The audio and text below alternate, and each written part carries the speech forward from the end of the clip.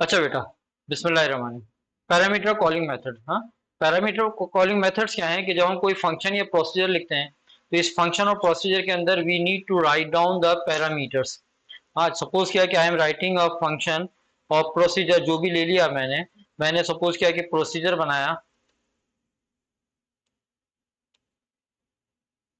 Increment, and in this procedure I am passing a value and I want that whatever value I am passing it will be incremented by 1।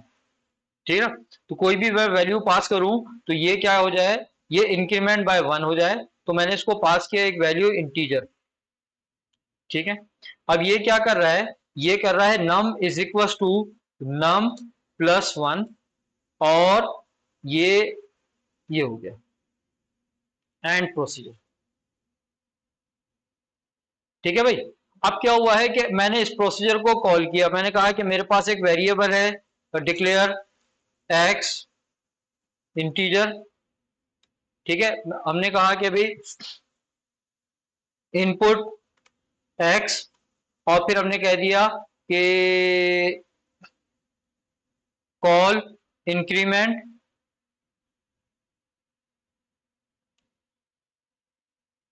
X. अब मैं क्या कर रहा हूं, print कर रहा हूं वैल्यू ऑफ एक्स को, और कॉल करने से पहले भी मैं वैल्यू ऑफ एक्स को मैं प्रिंट कर रहा हूं। अब क्या होगा कि सपोज किया कि यूजर ने जो वैल्यू इनपुट ली है, हाँ, यूजर ने वैल्यू क्या इनपुट ली है, यूजर ने इनपुट लिया है एक एक्स है और आउटपुट। ठीक है, यूजर ने वैल्यू इनपुट ले ली 50। ठीक है, अब यूजर ने वैल्यू जब इनपुट ली है 50, तो ये 50 आके स्टोर हो गई एक्स में। और जो आपने ये वाली कमांड को एग्जीक्यूट किया तो आउटपुट आपके पास आ जाएगा 15।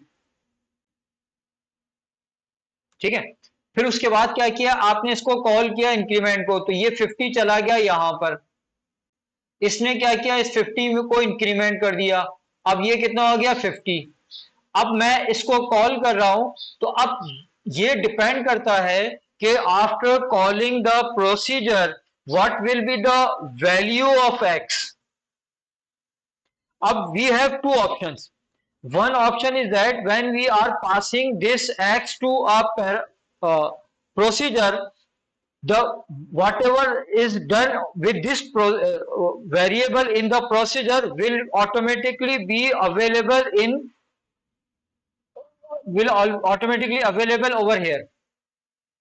क्या मतलब हुआ कि अगर ये इंक्रीमेंट हो गया है तो ये वाला x भी इंक्रीमेंट हो जाए। अगर हम ऐसा चाहते हैं then we need to pass it by reference. ठीक है, अब मैंने इसको जब पास किया बाय रेफरेंस के साथ, तो क्या होगा, अब नम की वैल्यू में जो चेंजेस आ रही हैं that change will automatically effect the value of x. तो अब एक्स की वैल्यू क्या हो जाएगी, ये हो जाएगी 51। अब जब इसको प्रिंट करोगे तो आउटपुट क्या आएगा 51। इसकी रीजन ये है कि जब आपने रैम के अंदर, मेमोरी के अंदर जब आपने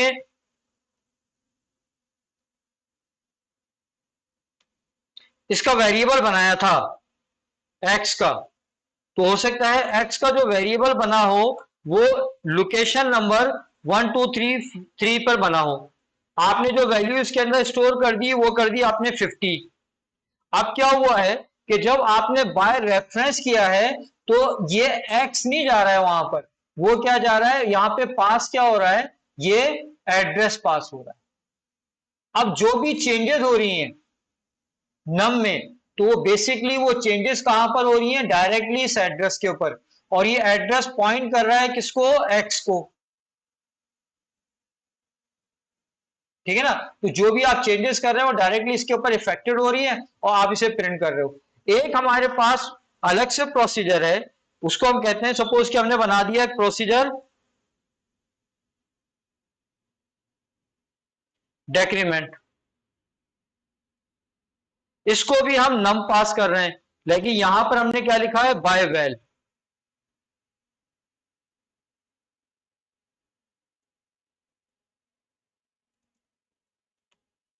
ठीक है, अब क्या कर रहा है भाई, ये कर रहा है num is equal to num -1 and procedure. ठीक है, अब जब मैंने इसको दोबारा, मैं ये वाला प्रोसीजर कॉल कर रहा हूं,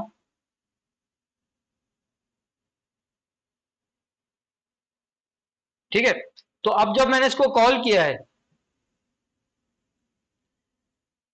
तो x की वैल्यू क्या थी, आपने इसको मैंने यहां पे कॉल किया है,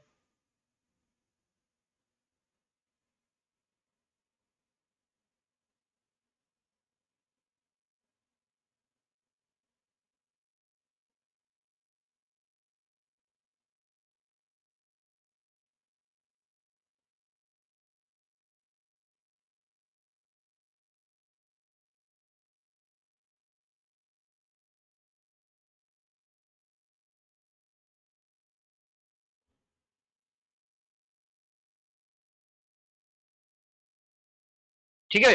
अब मैंने क्या किया, कॉल किया इनपुट x की, पहले मैंने इनपुट x कर दिया तो यहां पे 50 आ गया, ठीक है, और फिर मैंने इसको प्रिंट कर दिया तो आउटपुट आ गया मेरे पास 50। फिर उसके बाद मैंने इंक्रीमेंट नहीं डेक्रीमेंट को मैंने कॉल किया,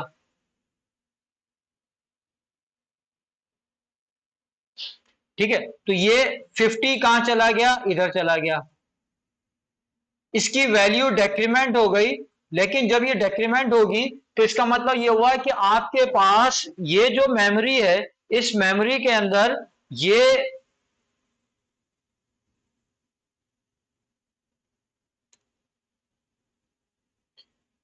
ये किसको रिप्रेजेंट कर रहा है, एक्स को। जब आप इसको पास करोगे तो there will be copy of this data, और ये होगा नम। यानी यूं समझें कि नम एक अलग वेरिएबल होगा और एक्स एक अलग वेरिएबल होगा। नम का मेमोरी लोकेशन सपोज क्या 1 2 3 3 4 है। अब आप इस प्रोसीजर के अंदर जो भी चेंजेस करोगे वो नम के इस मेमोरी लोकेशन के अंदर चेंज हो रहा होगा, तो ये क्या हो जाएगा 49। लेकिन इसका कोई इफेक्ट नहीं पड़ेगा एक्स के मेमोरी लोकेशन पर। तो जब आप प्रिंट करोगे तो जब दोबारा प्रिंट करोगे तो भी ये 50 को ही प्रिंट करेगा। तो क्या डिफरेंस है दोनों के अंदर, in passing by reference you are passing memory address of the variable, any change in the variable will affect on the content of that memory location। ठीक है ना, आपने क्या किया है, बाय रेफ कर दिया नम को, और जब आप एक्स को पास कर रहे हो तो नम को क्या हो रहा है, एक्स का मेमोरी एड्रेस पास हो रहा है, ठीक है। अब आप नम के अंदर जो भी चेंजेस करते रहोगे वो ऑटोमेटिकली अपडेट होता रहेगा, कहां पर, नम के मेमोरी लोकेशन के ऊपर। यानी आपने इसको इंक्रीमेंट कर दिया तो वो क्या हो गया 51, यानी आपके एक्स और नम का मेमोरी लोकेशन सेम होगा।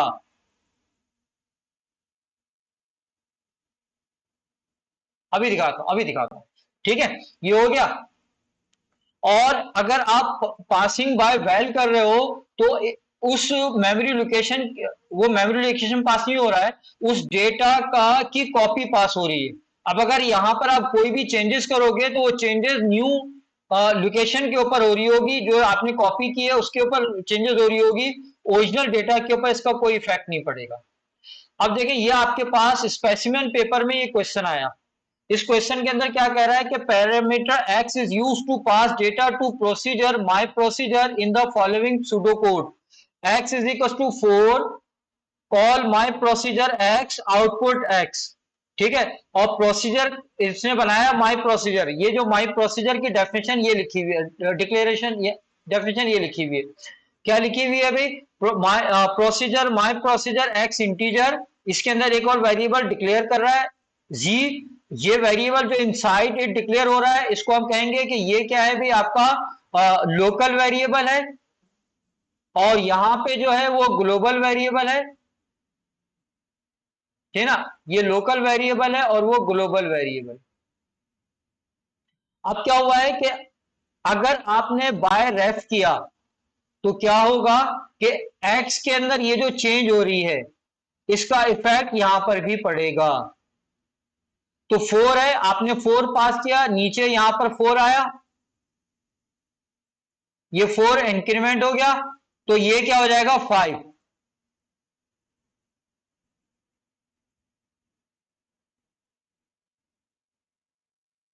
नहीं नहीं, यहां पर आप देखो बेटा, आपने जो देखो यहां पर वो कॉन्सेप्ट क्यों लगा रहे हो आप, ये कॉन्सेप्ट क्यों लगा, देखो नहीं नहीं इसको छोड़ो, नहीं उसको देखो, दो दो अलग अलग चीजों को मिक्स नहीं करो। यहां पर देखो क्या हुआ है, x4 हुआ है तो ये 4 इधर आ गया, ठीक है। अब इसको आपने पास कर दिया है बाय रेफरेंस, तो इसका एड्रेस पास हुआ है। अब इसके एड्रेस के अंदर अगर जो भी चेंज होगा, इसके एड्रेस में जो भी चेंज होगा वो यहां पर भी इफेक्ट डालेगा। और अगर आपने इसको लिखा होता बाय वेल, तो इसका कॉपी पास हो रही होती, उस कॉपी के अंदर जो भी चेंज करते तो यहां पर उसका इफेक्ट नहीं पड़ता। यानी अगर आपने बाय वेल करके 4 पास किया है तो 4 5 हो गया, और ये 5 यहां पर आउटपुट आएगा। और बाय रेफरेंस करके 4 पास किया है तो 4 5 होगा, वो यहां पर आएगा। बाय वेल करके 4 पास हुआ तो 4 की कॉपी आएगी, उसका कोई इफेक्ट यहां पर नहीं पड़ेगा, तो इसका आउटपुट 4 ही रहेगा। तो अगर आपने बाय रेफरेंस किया है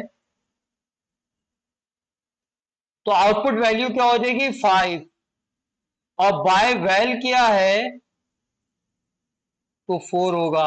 इसकी एक्सप्लेनेशन क्या करोगे कि बाय रेफरेंस के अंदर memory location of the variable is passed, and any change in the variable in this in the variable inside this procedure will also be affected, will also be updated in the memory location passed।